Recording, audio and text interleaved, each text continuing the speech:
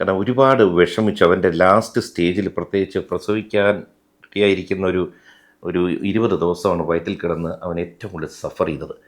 കാരണം അന്നത്തെ ഇഷ്യൂ വന്നപ്പോൾ ഞാൻ എപ്പോഴും പ്രഷർ എടുക്കരുതെന്ന് പറയും. കാരണം വന്നു പോയി, ഇനിയിപ്പോൾ എന്ത് ചെയ്യാൻ നമുക്ക് അതിനൊരു പരിഹാരം. പക്ഷേ എത്രയൊക്കെ പറഞ്ഞാൽ അവളങ്ങ് വല്ലാതെ തകർന്നു. കാരണം കേസിലെ 2ാം പ്രതി, പിന്നെ FIR ഇട്ട വകുപ്പുകളെല്ലാം കടുത്തുപോയി.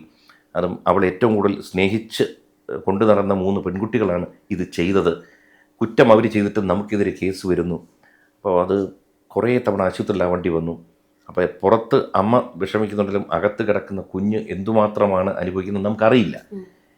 പക്ഷെ അവൻ്റെ ഒരു വരവ്, മേ ബി ആ പ്രശ്നം കഴിഞ്ഞൊരു വരവ്, പുതിയ ലോകത്തോട്ട് വന്നത് ഓസിക്കും അശ്വിനും അവരുടെ കുടുംബത്തിനും പ്ലസ് ഞങ്ങളുടെ വീട്ടുകാർക്കും എല്ലാവർക്കും വല്ലാത്തൊരു ആനന്ദം തന്ന്, അളവില്ലാത്ത ആനന്ദം തന്ന ഒരു സംഭവമാണ്.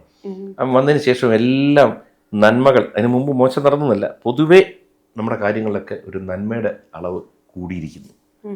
അവൻ്റെ വരവൊരു വളരെ പോസിറ്റീവ് ഒരു വരവാണ്, അനുഗ്രഹമാണ് അവൻ. അപ്പം മക്കളുടെ ഓരോരുത്തരുടെയും ഓരോ സ്പെസിഫിക് ആയിട്ട് ഓരോ കാര്യങ്ങൾ ചിലപ്പം ചേട്ടൻ എടുത്ത് പറയാറുണ്ട്. നമ്മൾ ചിലപ്പം യൂട്യൂബ് വ്ളോഗിലും ഒക്കെ കാണാറുണ്ട്. സോ ഈ കൂട്ടത്തിൽ ഈ യൂട്യൂബ് വീഡിയോസ് ഇടാനോ അല്ലെങ്കിൽ ഈ സോഷ്യൽ മീഡിയ കാര്യങ്ങൾ ഭയങ്കര നന്നായിട്ട് ഹാൻഡിൽ ചെയ്യുന്നവരാ? അതായത് ഡെഡിക്കേറ്റഡ് ആയിട്ട് വീഡിയോസ് ഒക്കെ ഇട്ട് എഡിറ്റ് ചെയ്ത് അതൊക്കെ ഇടുന്നതാരായിരിക്കും? സംശയമൊന്നുമില്ല, അഹാന തന്നെയാണ്. അതിനകത്ത് കാരണം എന്തെന്ന് വെച്ച് കഴിഞ്ഞാൽ, ഞാൻ ഇന്ന് ആദ്യം സോഷ്യൽ മീഡിയയിലൊക്കെ സ്റ്റാർട്ട് ചെയ്യുമ്പോൾ ചെറുതായിട്ട് നമുക്ക് അറിവില്ല, എന്തൊക്കെയോ ചെയ്തു തുടങ്ങുന്നു. അപ്പോൾ ഭാര്യ പറഞ്ഞു എൻ്റെ ഫ്രണ്ട് ഇങ്ങനെ ചെയ്യുന്നുണ്ട്, ഞങ്ങൾ എൻ്റെ കൂടി എന്തൊക്കെയോ ചെയ്തു തുടങ്ങി. ആ സമയത്ത് അഹാനയ്ക്ക് എഞ്ചിനീയറിങ്ങിനായിട്ട് എല്ലാം റെഡി ആയപ്പോഴാണ് അവൾക്കത് വേണ്ട എന്ന് പറഞ്ഞ് വിഷ്വൽ കമ്മ്യൂണിക്കേഷൻ എൻട്രൻസ് എഴുതി അത് കിട്ടിപ്പോകുന്നു. അവൾ അതും കഴിഞ്ഞ് PGയും എടുത്ത്, ഡിഗ്രി കഴിഞ്ഞ് PG എടുത്ത് മൈക്ക യൂണിവേഴ്സിറ്റിയിൽ നിന്ന് എടുത്ത് വരുമ്പോൾ ആണ് കോവിഡ് വരുന്നത്. അപ്പോൾ അവൾ ഇതിനകത്ത് എഡിറ്റിങ്ങും ഫോട്ടോഗ്രാഫിയും അതാണ് സ്പെഷ്യലൈസ് ചെയ്തത്. അവളങ്ങോട്ട് വീഡിയോ ഇടാൻ തുടങ്ങി. കോവിഡ് വന്നു. കോവിഡ് വന്നപ്പോഴത്തേക്ക് ഈ സോഷ്യൽ മീഡിയയുടെ ട്രാഫിക് ഓൾമോസ്റ്റ് 140% കൊണ്ട് കൂടി. അപ്പോൾ അവളാണ് പഠിപ്പിച്ചു കൊടുക്കുന്നത് എല്ലാവർക്കും, അങ്ങനെയല്ല ഇങ്ങനെയാണ് ചെയ്യേണ്ടത്, ഇങ്ങനെയാണ്, ഇൻക്ലൂഡിങ് സിന്ധുവിനെ എല്ലാം. ഇപ്പോൾ എനിക്കൊക്കെ എന്ത് സംശയമുണ്ടെങ്കിൽ അഹാനടുത്ത് ചോദിച്ചാൽ അവൾ അതിനകത്തൊരു എക്സ്പേർട്ടായി മാറി. അപ്പോൾ എന്ത് വെച്ചാൽ അഹാന അങ്ങനെ തട്ടിക്കൂട്ടി വീഡിയോ ചെയ്യില്ല. ചെയ്യുമ്പോൾ ടൈം എടുക്കും. ഫോർ എക്സാമ്പിൾ ഇപ്പോൾ ഉദയ്പൂർ എന്നൊരു സ്ഥലത്ത് പോകുന്നെങ്കിൽ എന്തുകൊണ്ടാണ് ഉദയ്പൂരിന് ഇങ്ങനെ ഒരു പേര് കിട്ടിയത്, ആരായിരുന്നു ഇവിടുത്തെ 100 വർഷം മുമ്പുള്ള രാജാവ്, കംപ്ലീറ്റ്ലി ഒന്ന് പഠിക്കും. പഠിച്ചതിന് ശേഷം ഒരു സ്റ്റോറി ഉണ്ടാക്കും, ഒരു സ്റ്റോറി ലൈൻ ഉണ്ടാക്കി അതിനൊരു ക്ലൈമാക്സും എല്ലാം ഉണ്ടാക്കിയതിന് ശേഷമേ അവൾ പണി തുടങ്ങത്തുള്ളൂ.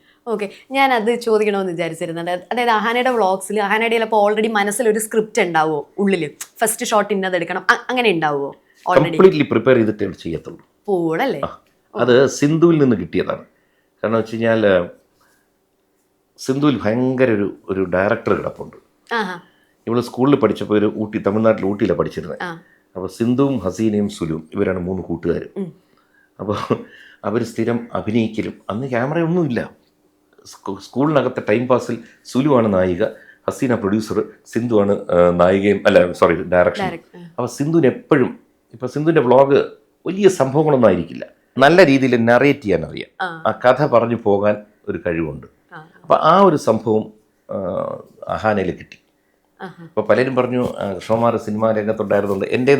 ഞാനങ്ങനെ വലിയൊരു കലാകാരനല്ല, ബൈ ആക്സിഡൻറ്റ് വന്ന് ഈ മേഖലയിൽ ഒന്ന് ശോഭിച്ചതാണ്.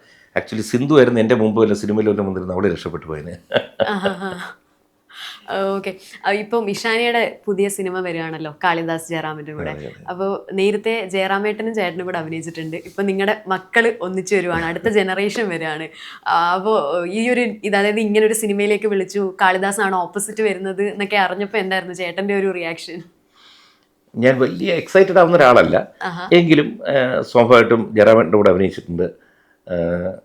ഇതിനു മുമ്പ് ഇതുപോലെ 1 സിനിമയിൽ ശ്രീ മമ്മൂട്ടി അദ്ദേഹത്തിൻ്റെ കൂടെയും ഇഷാനി അഭിനയിച്ചിട്ടുണ്ട്. അപ്പോൾ അന്ന് അതിൻ്റെ ഒരു പ്രത്യേകത എന്ന് വെച്ചാൽ, ഇതിനേക്കാൾ എനിക്ക് ത്രില്ലിങ് അതിനകത്ത് തോന്നാൻ കാര്യം, എൻ്റെ അച്ഛൻ നേരത്തെ മരണപ്പെട്ടു പോയ ആൾ, അച്ഛൻ അല്പം സിനിമ കമ്പം ഉണ്ടായിരുന്ന ആൾ, കുറേ സിനിമകളിൽ അഭിനയിച്ചിട്ടുണ്ട്. അപ്പോൾ അച്ഛൻ പണ്ട് ഒരവസരം കിട്ടി മമ്മൂട്ടിയുടെ കൂടെ അഭിനയിക്കാൻ. അത് GS വിജയൻ എന്ന് പറഞ്ഞ് അദ്ദേഹത്തിൻ്റെ പടമാണ്, ചരിത്രം എന്നാണ് സിനിമയുടെ പേര്. 2 സീനുണ്ട്, ഡയലോഗൊക്കെ ഉള്ളതാണ്. അത് കഴിഞ്ഞ് എനിക്ക് മമ്മൂട്ടിയോട് അഭിനയിക്കാൻ അവസരം കിട്ടി. അത് കഴിഞ്ഞ് ഇഷാനിക്കും കിട്ടി. അപ്പോൾ ഞാനിങ്ങനെ ആലോചിച്ചു, ഞങ്ങളുടെ ഭാഗ്യത്തിനേക്കാൾ ആ മനുഷ്യൻ്റെ ഒരു യോഗം വേറൊന്നുമില്ല, ഞങ്ങളോട് അഭിനയിക്കുന്നില്ല. അന്നും അതായത് അച്ഛൻ്റെ കൂടെ അഭിനയിച്ചപ്പോഴും എൻ്റെ കൂടെ എനിക്ക് അഭിനയിക്കാൻ കഴിഞ്ഞപ്പോഴും എൻ്റെ മകൾ അഭിനയിച്ചപ്പോഴും ഇദ്ദേഹം അതേപോലെ ചെറുപ്പമായിട്ടിരിക്കുക. ഒന്ന് ആലോചിച്ച് നോക്കിയ ചിലപ്പോൾ സമയം കൊള്ളാമെങ്കിൽ നാളെ ഓമിക്കൊരു അവസരം കിട്ടുമെന്ന് തന്നെ.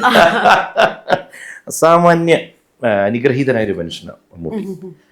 ഇത്രയും കാലം ഇൻഡസ്ട്രിയിൽ പിടിച്ചു നിൽക്കുക, സൗന്ദര്യം, ശരീര സൗന്ദര്യവും ശബ്ദ സൗന്ദര്യവും എല്ലാം നിലനിർത്താൻ കഴിയുക. അപ്പോൾ അതുപോലെ തന്നെ ഇപ്പോൾ ഈ ചോദിച്ച ചോദ്യം സ്വാഭാവികമായിട്ടും നമുക്ക് നമ്മുടെ ഞാനൊക്കെ അങ്ങനെ വലിയ ഹീറോ വേഷം ചെയ്ത ഒരാളല്ലോ സിനിമയിൽ. അപ്പോൾ നമ്മൾ അഭിനയിക്കുമ്പോൾ ഹീറോ വേഷം ചെയ്ത് ചേരാം. അദ്ദേഹത്തിൻ്റെ കൂടെയൊക്കെ, അദ്ദേഹത്തിൻ്റെ മകൻ്റെ കൂടെയൊക്കെ എൻ്റെ മകൾക്കും അവസരം കിട്ടുമ്പോൾ എക്സൈറ്റഡ് അല്ല, പക്ഷേ ഡെഫിനറ്റ്ലി അതൊരു നമുക്ക് സന്തോഷം തരുന്നൊരു കാര്യമാണ്. ഇനി രാഷ്ട്രീയത്തിലേക്ക് വന്നു കഴിഞ്ഞാൽ മക്കൾക്കൊക്കെ രാഷ്ട്രീയ താല്പര്യമുണ്ടോ? ബേസിക്കലി രാഷ്ട്രീയം എന്നുള്ള വാക്കിൻ്റെ അർത്ഥം മനസ്സിലാക്കിയാൽ എല്ലാവർക്കും താല്പര്യമുണ്ട്.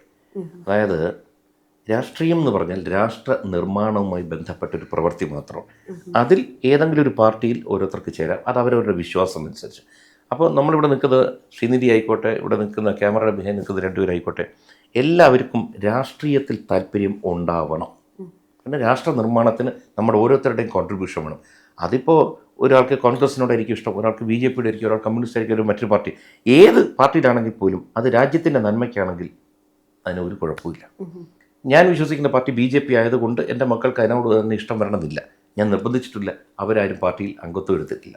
സ്വാഭാവികമായിട്ടും ഞാൻ ഇലക്ഷൻ നിൽക്കുമ്പോൾ അവിടെ പാർട്ടി എന്നതിനേക്കാൾ അവരച്ഛനെ ജയിപ്പിക്കണം, അച്ഛൻ ജയിക്കണം എന്നുള്ള ആഗ്രഹമുണ്ട്, അവർ വരും. സ്വാഭാവികമായിട്ടും അതിനെ പലരും രാഷ്ട്രീയ ഒരു പാർട്ടിയുമായി ബന്ധപ്പെടുത്തി കാണാറുണ്ട്. അവർക്കങ്ങനെ ഇന്ന പാർട്ടിയോടൊന്നും വലിയ താല്പര്യമൊന്നുമില്ല എന്ന് വെച്ച് BJPയുടെ ഇഷ്ടക്കുറവുമില്ല. ഓക്കെ.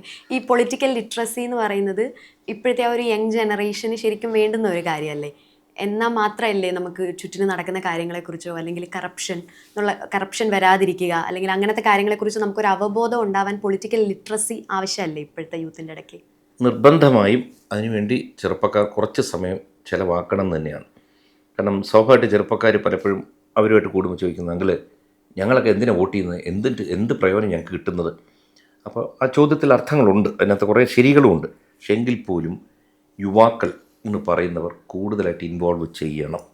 കാരണം ഒരു രാജ്യത്തിൻ്റെ ഭാവി എന്ന് പറയുന്നത് 57 വയസ്സുകാരനായ എന്നിലല്ല, ചെറുപ്പക്കാരിലാണ്.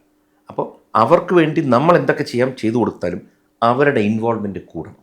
നേരിട്ട് വന്ന് പാർട്ടി പ്രവർത്തിക്കണം എന്നല്ല, അറിഞ്ഞിരിക്കണം നമ്മുടെ രാജ്യത്ത് എന്തൊക്കെയാണ് മാറ്റങ്ങൾ വരുന്നത്, മറ്റ് ലോകരാജ്യങ്ങൾ എന്തൊക്കെ സംഭവിക്കുന്നു, നമുക്കിതിനകത്ത് എവിടെയൊക്കെ കോൺട്രിബ്യൂട്ട് ചെയ്യാം. ഇത് നിർബന്ധമായും അറിഞ്ഞിരിക്കേണ്ട കാര്യമാണ്. എന്ന് വെച്ച് ഞാൻ വാശി പിടിക്കുകയല്ല, നിങ്ങൾ അറിഞ്ഞില്ല, അങ്ങനെയാണ്. അറിഞ്ഞിരിക്കുന്നത് നല്ലത് തന്നെയാണ്. കാരണം വെച്ച് കഴിഞ്ഞാൽ നാളെ ഒരു സമയത്ത് പല പ്രശ്നങ്ങൾ വരുമ്പോൾ എനിക്കറിയില്ലായിരുന്നു എന്ന് പറയുന്നത്. അറിഞ്ഞിരിക്കണം, അറിഞ്ഞു ചെയ്തു നടന്നില്ല. അതുകൊണ്ട് യുവാക്കൾക്ക് വലിയൊരു റോളുണ്ട്.